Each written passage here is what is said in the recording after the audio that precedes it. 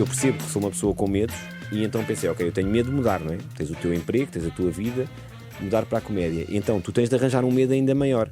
E o meu medo ainda maior foi, eu tenho muito medo de estar sentado ao domingo, ligar a televisão, ver um programa de comédia e em vez de me estar a rir, estar a pensar, eu podia estar a escrever aquilo.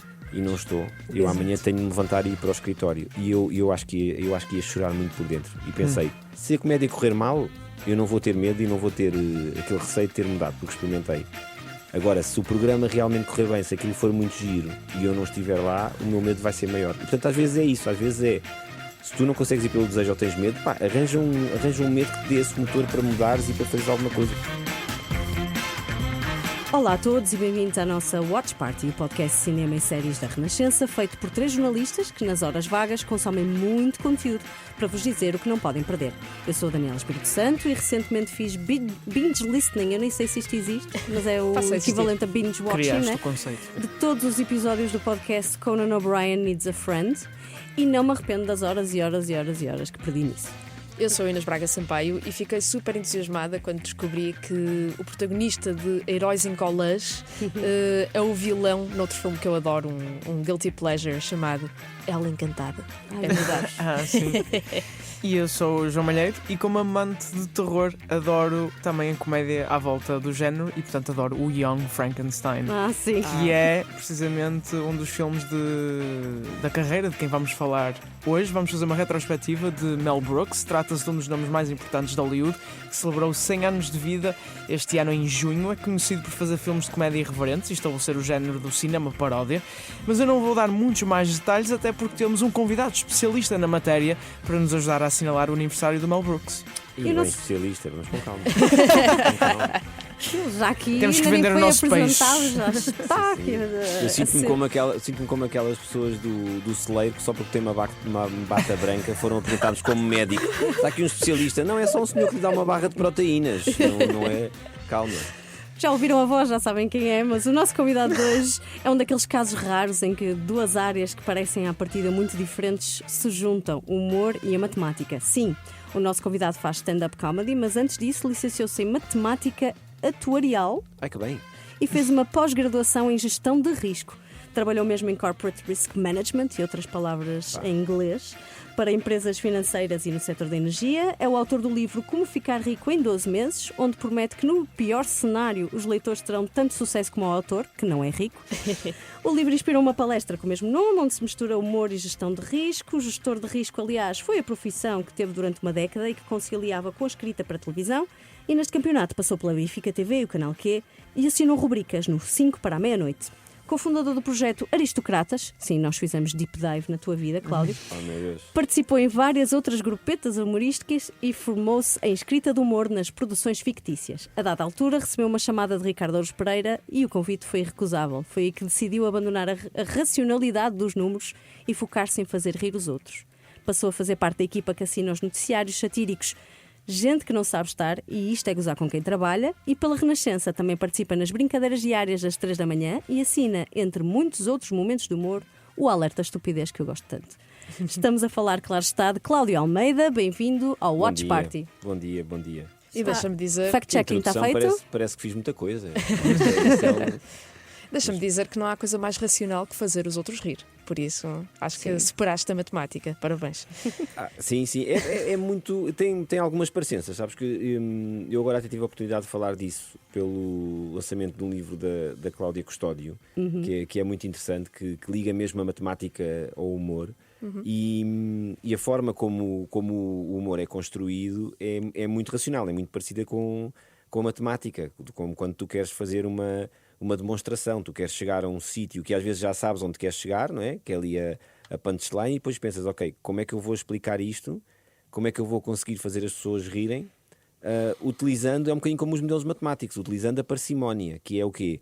Tu não podes utilizar nem poucas variáveis, nem dizer, e então foi por isso que o senhor disse isto. E as pessoas dizem, não, eu não percebi o que é que tu me explicaste, mas também não podes usar variáveis a mais e como aquelas pessoas, um bocadinho como o início do Nemo, não sei se lembram do Nemo, Sim. em que ele diz: és um peixe palhaço, conta lá uma anedota. Ele assim, então é assim, há um peixe que vai andar, não, ele não nada, ele anda, e depois quando vai andar, não, ele não anda, e às tantas eles já estão, isso não tem graça. Pronto, acabou. E na matemática também é um bocadinho assim, tu não podes andar demasiado às voltas, tens variáveis a mais para atrapalhar, nem variáveis a menos. Portanto, tem uma parte muito parecida.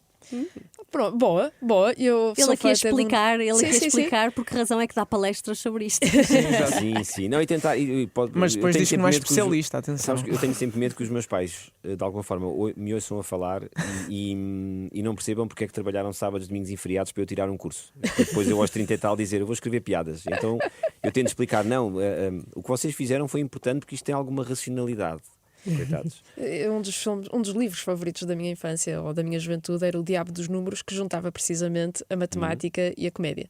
Pronto. Sim, olha, e há não perdo muito tempo nisso, mas há um muito interessante que é a matemática e os Simpsons. Sim. Que liga a matemática a uma das minhas séries favoritas, que são os Simpsons, porque os Simpsons, a dada altura, tinham, eu acho que eram 5 ou 6 formados em matemática. Mesmo o produtor, o Al Giner, mas estamos a falar de formados em matemática em Harvard.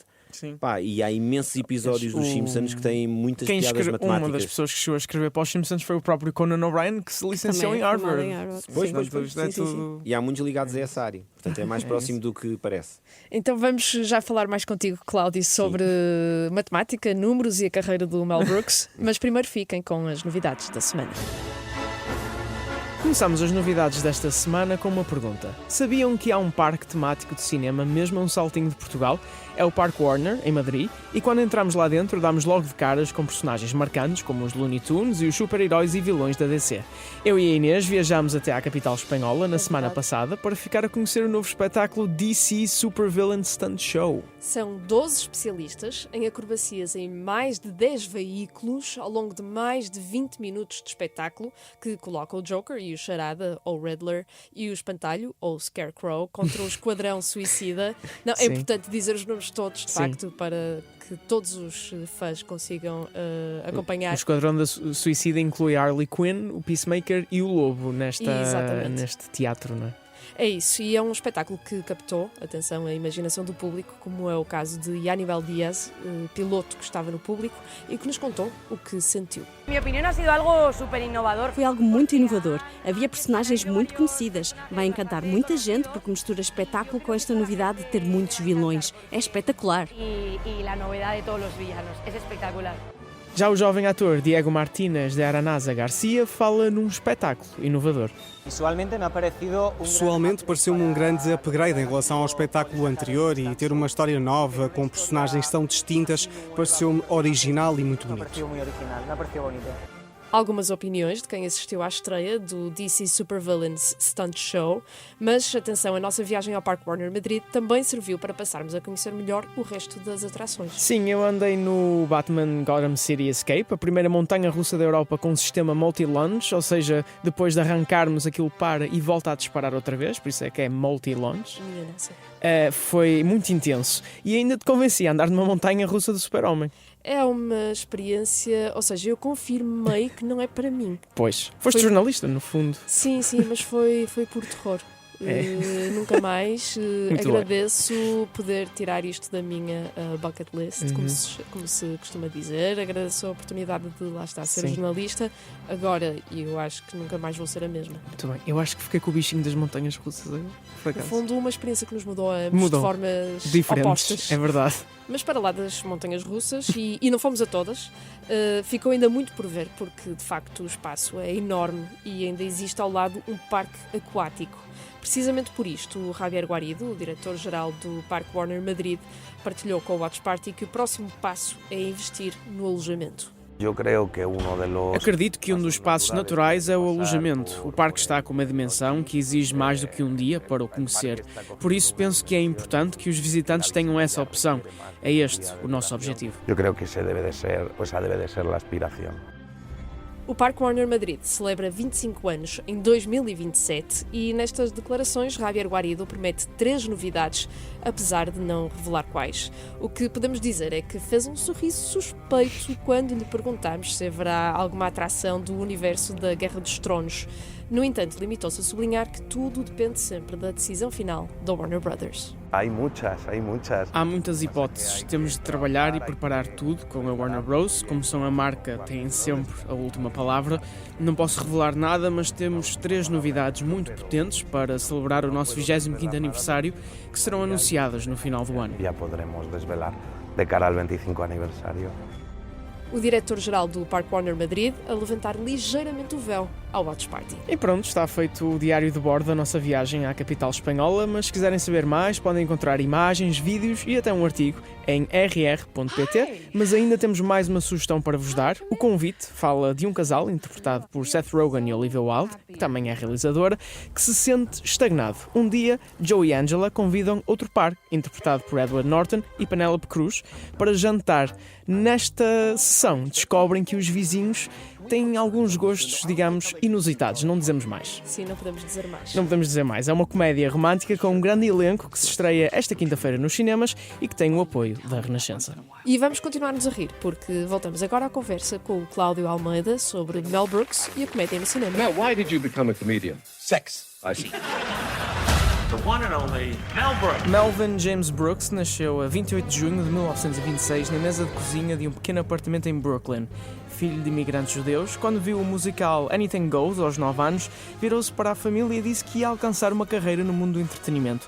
Seguiu-se de facto um percurso longo em que se tornou um dos nomes mais reconhecidos da comédia, mas também respeitado por toda a indústria do espetáculo. É apenas uma de 22 pessoas a ter o estatuto EGOT, ou seja, venceu pelo menos um Emmy, um Grammy, um Oscar e um Tony.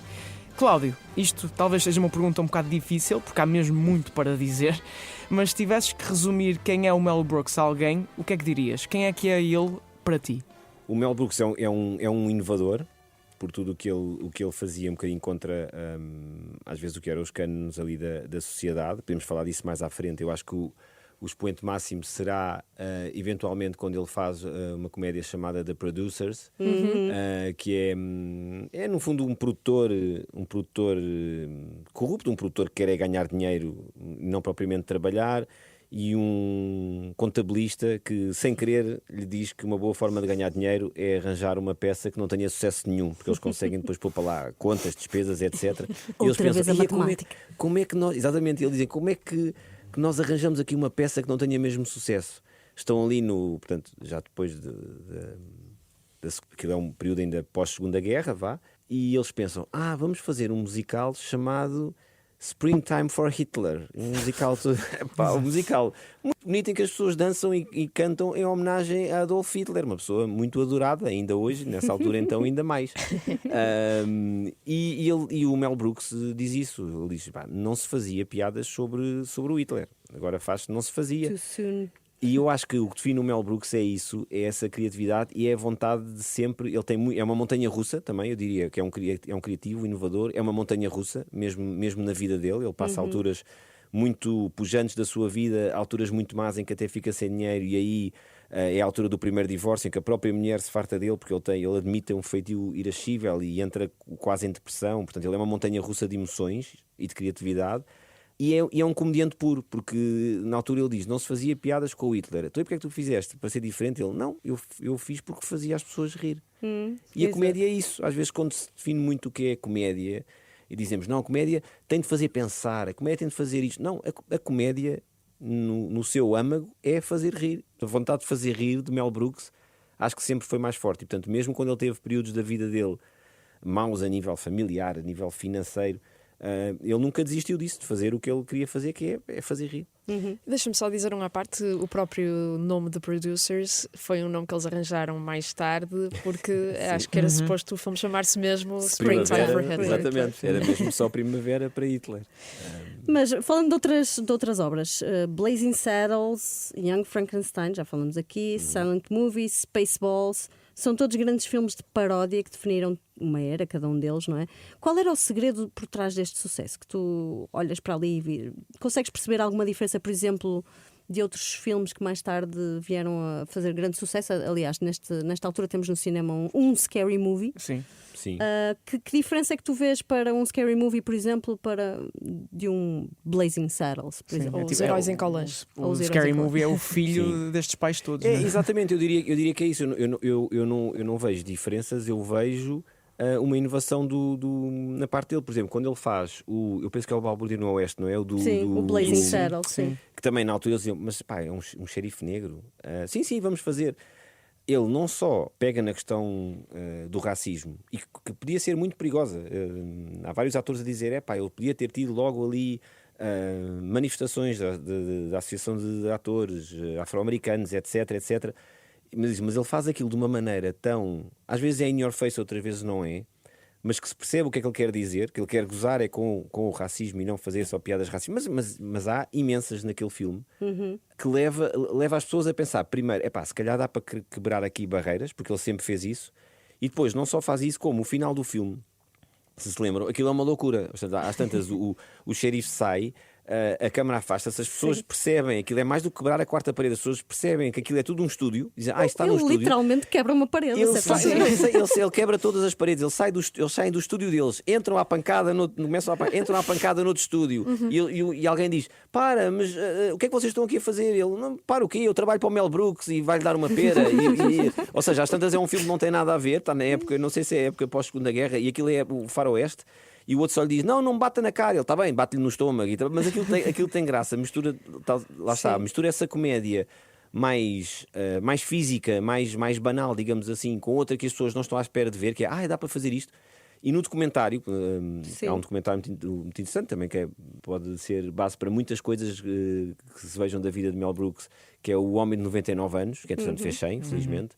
E eles entrevistam depois os irmãos Zucker, que fizeram vários conhecidíssimos filmes de sátira, que disseram mesmo isso. Eles disseram, nós estávamos a ver o filme e a pensar, dá para fazer isto? É como ter um pai chalupa, muito engraçado. E dizer, eu tenho, mas de nome. Mas este adulto está a fazer isto. Então quando eu crescer vou fazer igual. Tem graça. E sim, levou a todos estes filmes de sátira. Eu tenho uma pergunta para vocês, que é a seguinte. Não, da vossa visão de cinéfilos. Okay. Vocês acham que, por exemplo, se conseguia fazer um Balbúrdia no Oeste hoje? Não. Pois. Acho que não, de pois. todo. Aliás, isso era quase uma pergunta que nós tínhamos para ti. Acho que era a pergunta a seguir, não é? Sim. Era Estamos a quebrar a quarta parede aqui também. E o convidado fez a pergunta que era para ele antes de nós fazermos. Não, porque de facto, não é? Agora quase nem há comédias. O Scary Movie, este novo, é uma exceção à regra dos últimos 10 anos. Sim, os Monty Python, lá está. Esta comédia e o Mel Brooks, então, como comediante judeu, não é? A comédia judaica é muito à volta disso, é muito à volta de quebrar, é muito anti-autoritária, não é? Quebra muito, até eles brincam muito com eles próprios, com dogmas religiosos, com autoridade. Os Monty Python, não é? Aquela frente da Judeia, em que eles estão a dizer, o que é que os romanos fizeram por nós? Ela começa a dizer, as estradas, está bem, e o vinho, e a paz, porque se não fossem os romanos com este povo, que são eles próprios, e eles, pois, realmente com este povo. Portanto, há toda essa comédia de rir da sociedade, do que está instituído, e o que está instituído pode ser instituições, digamos assim, entre aspas, como o racismo, como o classismo, que era fácil perceber. A instituição é aquela, vamos desconstruí-la desta maneira e nós estamos a desconstruí-la. E, portanto, vamos rir e não é por rirmos que a seguir não tratamos as coisas de forma séria. Não, pelo contrário, hoje, a rir podes Exatamente. Quando nós rimos, o cérebro desliga um bocadinho. Tu não estás a pensar naquele momento enquanto rires, tu podes pensar logo a seguir, mas o riso é uma reação puramente, física, incontrolável, e que não... Tu podes forçar riso, pode ser controlável e racional, mas é falso, não é? Quando estás a rir das piadas do chefe, pronto, não é? Nós trabalhamos no mesmo grupo, temos todos o mesmo chefe, ele não vai ouvir, porque ele faz uma piada que vocês sabem que é interessante rir-se dessa piada. E vocês fazem, muito bem, Pedro, que divertido. Quer dizer, isso é olha, que lobo, Watch Party. Esse é um riso racional. Agora, se o Pedro realmente diz uma piada e vocês tentam não rir, isso é muito mais difícil. Fisicamente é muito mais difícil, não é? É aquelas alturas das reuniões em que acontece alguma coisa que tem graça e nós estamos. Eu rio de todas as piadas do meu chefe, acho muito engraçado. Pronto. Atenção, Não, e ouviste, exato, Pedro riste Leal? todas. Agora, ele agora tem de perceber quais é que são racionais e quais não são racionais. Certo. Portanto, Sim. daquelas que dão mesmo vontade de rir, tu não estás a pensar nessa altura. E não é por isso. E não é por isso que tu pensas que vais dizer a seguir, mas hoje em dia vocês lembram-se daquela série Quem Sai aos Seus? Sim, Sim. sim, Com o Archie bem. Bunker. Sim, sim, sim, sim. Pronto. E o ator que fazia de Archie Bunker dizia numa entrevista, a dada altura, que se fosse hoje na altura que eu dei a entrevista, não faria novamente, porque, e a explicação é esta, ele ao ser racista e dizer aquelas coisas racistas, há pessoas que vão pensar que ele está a falar a sério e que faz sentido ser assim. Pois. Ora, isto é a morte de qualquer discurso, da ironia, do discurso humorístico, porque há sempre um palerma qualquer que vai pensar: olha que engraçado esta personagem que Sim, é que vai machista encarar ou que a é coisa racista. de E que forma não vai literal, não é? Exatamente, e que não vai perceber a ironia. E portanto, sim, depois desta conversa toda, o resumo eu também acho que é mais difícil fazer essas sátiras. E eu fico feliz por ter crescido numa altura em que se fazia muitas dessas sátiras, porque ri muito com elas e gostava muito de as ver novamente no grande ecrã. Já que falamos aqui do tempo em que viveu o Mel Brooks, ele combateu literalmente na Segunda Guerra Mundial contra nazis e continua a ser um entertainer mesmo durante o serviço militar. Aliás, até nesse documentário de que falas, mostra-se que ele até teve um papel fundamental no entertainment da sua tropa. Sim. E ele diz a certa altura que o medo era um bom motor para a criatividade. Concordas? Concordo. Normalmente há duas grandes motivações para o ser humano tomar decisões ou fazer alguma coisa, não é? Que é o desejo ou o medo. Eu confesso-me um medricas profissional. Eu trabalho a medriquice, se podemos dizer assim. Além de ser medricas já de nascença, sou um profissional, mas o medo às vezes ajuda-me não só a criar. Isso se calhar justifica o facto dos comediantes muitas vezes fazerem as coisas parece em cima do joelho, que é a última hora.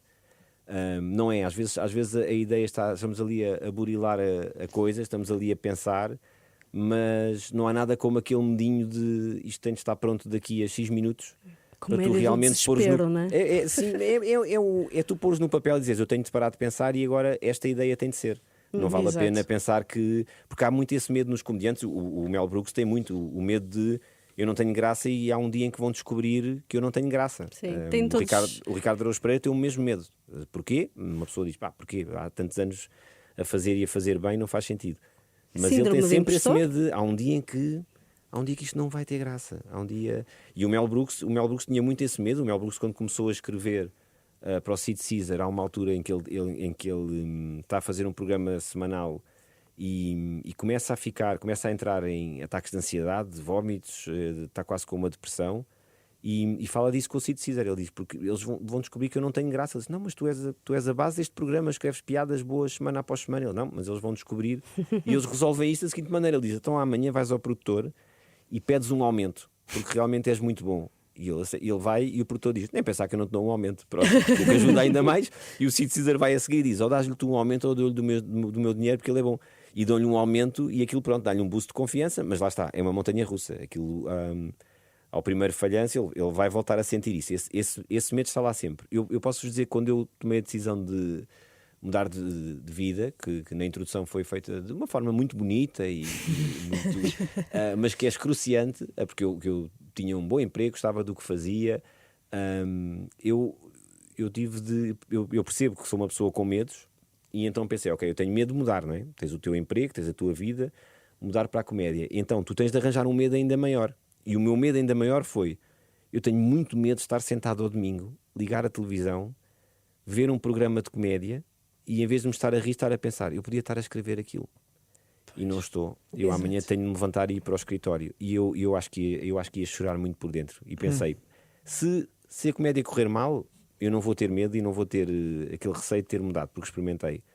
Agora, se o programa realmente correr bem, se aquilo for muito giro e eu não estiver lá, o meu medo vai ser maior. E portanto, às vezes é isso. Às vezes é, se tu não consegues ir pelo desejo ou tens medo, arranja um medo que te dê esse motor para mudares e para fazeres alguma coisa. E o Mel Brooks é ali uma mistura, uma relação amor-ódio entre a confiança e o medo, em que ele tanto diz, não, eu sei que eu sou bom e portanto eu vou levar as minhas ideias até ao fim porque eu sou bom, como ao mesmo tempo é esse medo de falhar E se calhar ele também fazia muitas coisas por isso, que ele próprio dizia, ele tem medo de ser esquecido. Ele há uma altura que está a fazer esse programa para o Sid Caesar, eles ganham muito dinheiro a escrever, e ele diz-lhe, não, pá, nós temos de arranjar uma estratégia de fuga e ir para o cinema, porque na televisão a gente faz isto num domingo, no dia a seguir ou na semana a seguir já se esqueceram, vamos cair no esquecimento e nós temos de ir para um sítio onde as pessoas não se esqueçam. Mas como é que tu vives com a ideia de manhã, durante a semana, estás no ouvido das pessoas e depois ao domingo estás nas televisões no serão da maior parte das famílias, porque é um dos países, ainda é o programa mais visto em Portugal.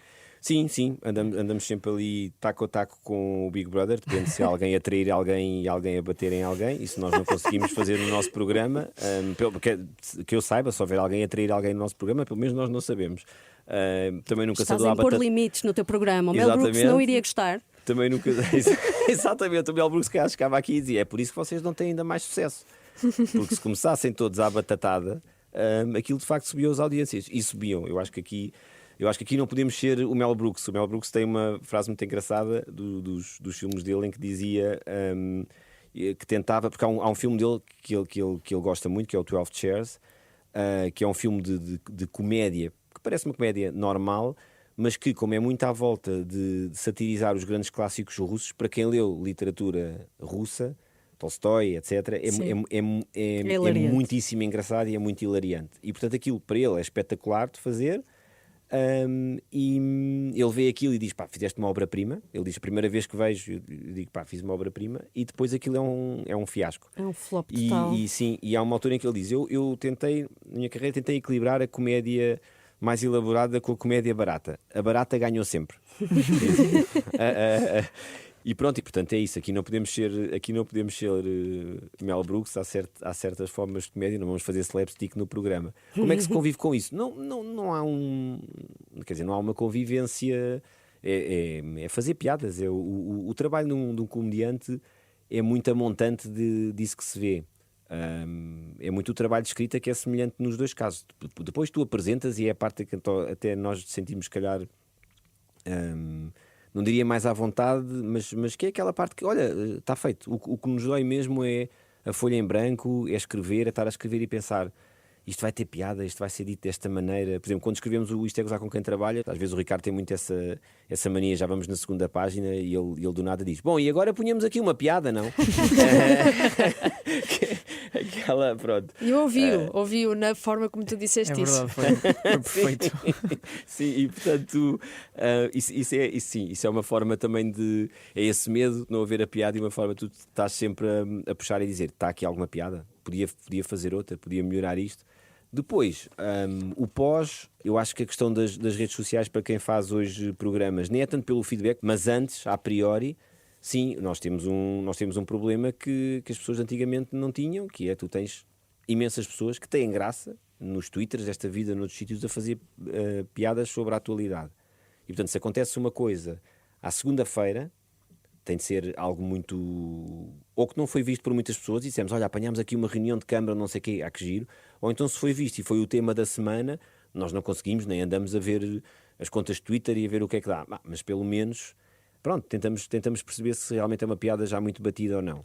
Não nos livra de fazeres uma piada e haver um utilizador do Twitter qualquer que diz: eu escrevi uma coisa parecida. É quase impossível que isso não aconteça. Sim, somos todos humanos, não é? Sim, é quase impossível que isso não aconteça. Mas não andando a correr todas as contas e etc., há uma preocupação de pelo menos perceber se já não se fez isso. E hoje em dia toda a gente faz piadas, e quando digo toda a gente tu já vês peças jornalísticas sobre o Parlamento, por exemplo, em que há cortes de pessoa a dizer: olha, e a pessoa repetiu muitas vezes aquela frase, que já é uma coisa quase gaga, quase uma comédia gaga, que tu olhas e dizes: isto é mesmo só informação ou isto já é a parte engraçada da coisa? Ou seja, já ficamos com aquela ideia toda vez: já nos estão a roubar o trabalho. Senhor jornalista. Sim. É essa a intenção. É tudo que nós queremos neste momento. Portanto, há essa, eu acho que sim, eu acho que há essa preocupação em relação a tempos anteriores em que não havia redes, que é tu podes facilmente pegar num assunto que já foi pisado de várias maneiras, com vídeos, com memes, com o que seja. Mas isso também é o desafio, não é? Isso também é um desafio, claro. Isso também é um desafio e é muito giro. Meu Deus, que forma de acabar com esse desafio. Não sabemos o que é que serão os teus desafios de futuro, mas estaremos cá a ouvir e a ver, provavelmente, durante muito tempo, pelo menos esperamos. Obrigada por ter estado no Watch Exato. Party. Ora é essa. E para Obrigado, falar eu. do Mel Brooks, que é, lá está, um grande gênio. Mas olha, antes de ir, vamos precisar de mais uma sugestão tua.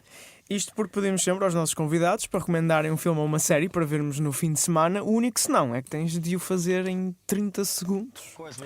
Tá bem, é muito rápido. Eu recomendo uma da Netflix, que para quem gosta de stand-up, ou para quem quer perceber o que é stand-up, chama-se Funny AF, do Kevin Hart. É um concurso de comediantes para ver quem é o mais engraçado. E é muito fácil de ver, mesmo para quem não gosta muito e queira só ver comédia, porque eles fazem beats de 5 minutos. Se vocês não gostarem, passados 5 minutos já está outro comediante. São comediantes de todos os tipos de comédia e é mesmo muito engraçado. E há uns que são hilariantes. Vale muito a pena. Pronto, fizeste 25 segundos, portanto estás dentro do tempo, sim, Estás a ver? É o senhor. que dá a trabalhar em rádio. É isso mesmo, essa 30 sensação de segundos para urgência. nós é. Exatamente. 30 É uma segundos para nós eternidade. É uma eternidade. Mais uma vez, obrigado, Cláudio Almeida, Obrigado, por eu. nos ajudar a recordar aqui a carreira de Mel Brooks, que celebra 100 anos de vida. Podem ver o documentário sobre a sua carreira na HBO Max. E podem ouvir o Cláudio muitas vezes na Renascença, Exatamente. nomeadamente no Alerta Estupidez.